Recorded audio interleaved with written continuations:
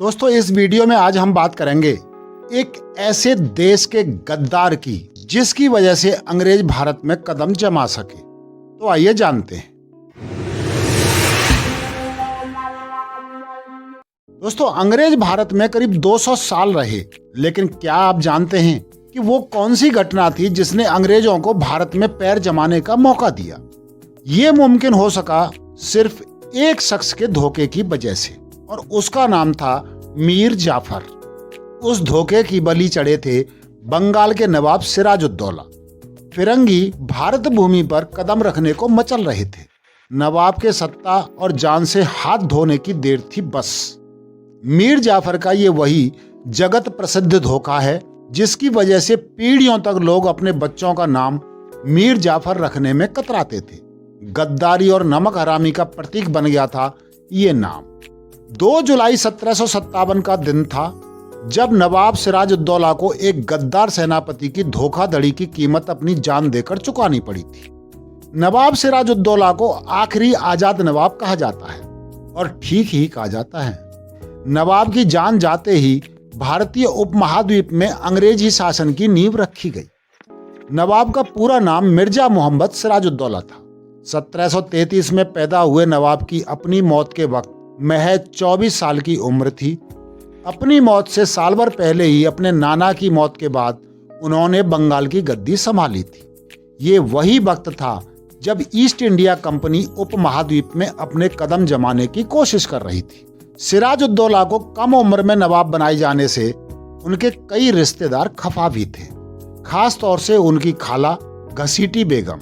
सिराजुद्दौला ने नवाब बनने के थोड़े ही समय बाद उसे कैद करा दिया था। नवाब ने बरसों से बंगाल के सेनापति रहे मीर जाफर की जगह मीर मदान को तरजीह दी। इससे मीर जाफर नवाब से बुरी तरह खफा हो गया। हर लंका में एक विभीषण होता है।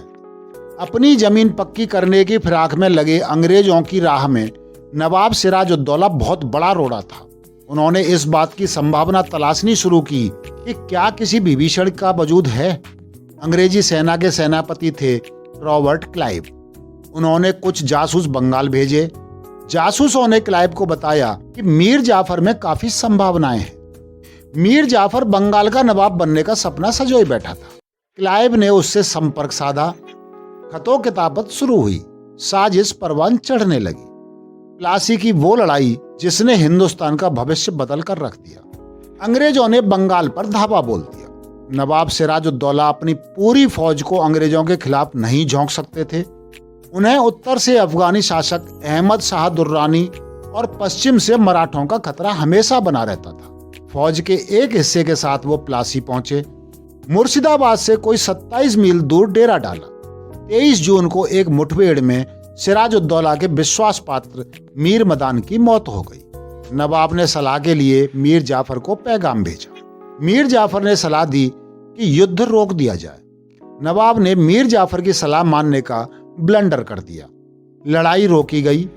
नवाब की फौज वापस कैंप में लौटने लगी। मीर जाफर ने रॉबर्ट क्लाइव को स्थिति समझा दी। क्लाइव ने पूरी ताकत से हमला बोल दिया।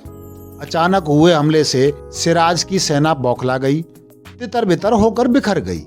क्लाइव ने लड़ाई जीत ली। नवाब सिराजुद्दौला को भाग जाना पड़ा। मीर जाफर फौरन अंग्रेज कमांडर से जाकर मिला। एग्रीमेंट के मुताबिक उसे बंगाल का नवाब बना दिया गया। नाम का नवाब। सत्ता अंग्रेजों के हाथ लग चुकी थी। क्या है नमक हराम ड्योढ़ी? पश्चिम बंगाल के मुर्शिदाबाद के लागबाग एरिया में एक हवेली है। ये कभी धोखेबाजों के सरताज रहे मीर जाफर की हवेली है। इसी हवेली को कहा जाता है नमक हराम ड्योढ़ी। इतिहास इसी तरह बदल देता है। प्लासी की लड़ाई से भागकर नवाब सिराजुद्दौला ज्यादा दिन आजाद नहीं रह सके। उन्हें पटना में मीर जाफर के सिपाहियों ने पकड़ लिया। उन्हें मुर्शिदाबाद लाया गया। मीर जाफर के बेटे मीर मीरन ने उन्हें जान से मारने का हुक्म दिया।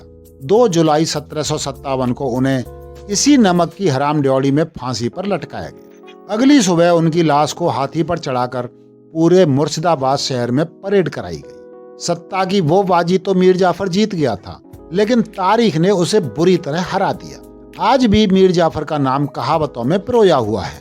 विश्वासघात की दास्तान बना फिरता है, वक्त सब हिसाब बराबर कर देता है। दोस्तों, ये मीर जाफर था देश का वो गद्दार जिसकी वजह से अंग्रेज भारत में कदम जमा सके। उम्मीद है आपको वीडियो पसंद आया होगा। धन्यवाद।